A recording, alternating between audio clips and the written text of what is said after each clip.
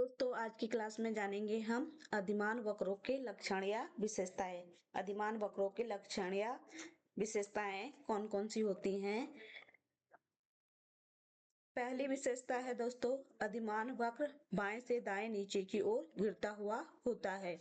अधिमान वक्र बाएं से दाएं नीचे की ओर गिरता हुआ इसलिए होता है कि जब हम एक वस्तु की मात्रा को बढ़ाते हैं तो हमें समान संतुष्ट प्राप्त करने के लिए दूसरे वस्तु की मात्रा को कम करना पड़ता है। दोस्तों आप यहाँ पे रेखा चित्र में देख सकते हैं, x अक्ष पर x वस्तु की मात्रा और y अक्ष पर y वस्तु की मात्रा को दर्शाया है। दोस्तों आप देख सकते हैं जैसे जैसे y वस्तु की मात्रा कम होती जा रही है वैसे वैसे x वस्तु की मात्रा बढ़ती जा रही है। दोस्तों यही कारण है कि अधिमान वक्र बाएं से दाएं नीचे की ओर गिरता हुआ होता है। दूसरी विशेषता है अधिमान वक्र मूल बिंदु की ओर उन्नोत्तर होते हैं।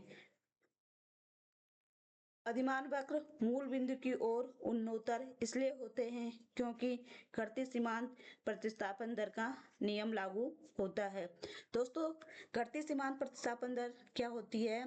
घटती सीमांत प्रतिस्थापन दर वह दर होती है हम जैसे जैसे एक वस्तु की मात्रा का उपभोग करते जाते हैं उसकी अगली वाली इकाई से हमें घटती हुई उपयोगिता प्राप्त होती है, जिसके कारण अधिमान वक्र मूल बिंदु की ओर उन्नोत्तर होता है। नेक्स्ट है उदासीन या उच्च अधिमान वक्र ऊंची संतुष्टि को दर्शाता है। एक ऊंचा अधिमान वक्र ऊंची संतुष्टि को दर्शाता है।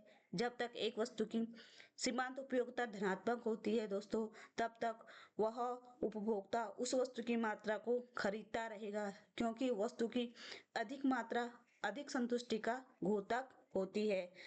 अब देख सकते हो दोस्तों यहाँ पे हमने 3 उदासीन वक्रों को दर्शाया है। दोस्तों उदासीन वक्र पहले की अपेक्षा दूसरे उदासीन वक्र में अधिक संतुष्टि मिलती है, दूसरे की अपेक्षा तीसरी उदासीन वक्र में अधिक संतुष्टि प्राप्त होती है। दोस्तों इसलिए ऊंचा अधिमान वक्र ऊंची संतुष्टि को दर्शाता है। नेक्स्ट है दो अधिमान वक्र एक दूसरे को कभी नहीं काटते हैं।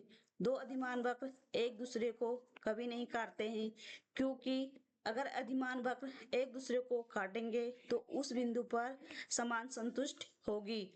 उदासीन वक्र की विशेषता के अनुसार अधिमान वक्र एक दूसरे को कभी नहीं काटते हैं। दोस्तों आप देख सकते हो इस बिंदु पर उदासीन वक्र एक दूसरे को काट रहे हैं। दोस्तों इस बिंदु पर उपभोक्ता को समान संतुष्टि प्राप्त हो रही है। दोस्तों उदासीन वक्र विशेषता के अनुसार कभी भी दो उदासीन वक्र एक दूसरे को नहीं काटते हैं। नेक्स्ट है उदासीन वक्र किसी भी अक्ष को स्पर्श नहीं करते हैं। उदासीन वक्र किसी भी अक्ष को स्पर्श नहीं करते हैं। एक अक्ष को स्पर्श करने का अर्थ है उससे संबंधी उपयोगिता का शून्य होना। यह उदासीन वक्र की घोषणा के विपरीत है। दोस्तों हमने पहले ही बताया था कि एक उदासीन वक्र या अधिमान वक्र दो वस्तुओं के संयोग से बनता है। दोस्तों पहले वाले रेखा चित्र में हम देख सकते हैं कि y वस्तु की मात्रा शून्य और x वस्तु की मात्रा है और दूसरे वक्र में इस बिंदु पर x वस्तु की मात्रा शून्य और y वस्तु की मात्रा है। दोस्तों इससे स्पष्ट है कि इन बिंदुओं पर एक वस्तु 0 और दूसरे वस्तु की मात्रा है, लेकिन हमारा उदासीन वक्र का मतलब है दो वस्तुओं का संयोग, इसलिए हम एक वस्तु की मात्रा को 0 नहीं कर सकते हैं। यही कारण है कि हमारा उदासीन वक्र कभी भी अक्षों को स्पर्श नहीं करता है। दोस्तों ये थी एक छोटी सी क्लास, समझ आए तो कमेंट एंड शेयर जरूर करना। धन्यवाद।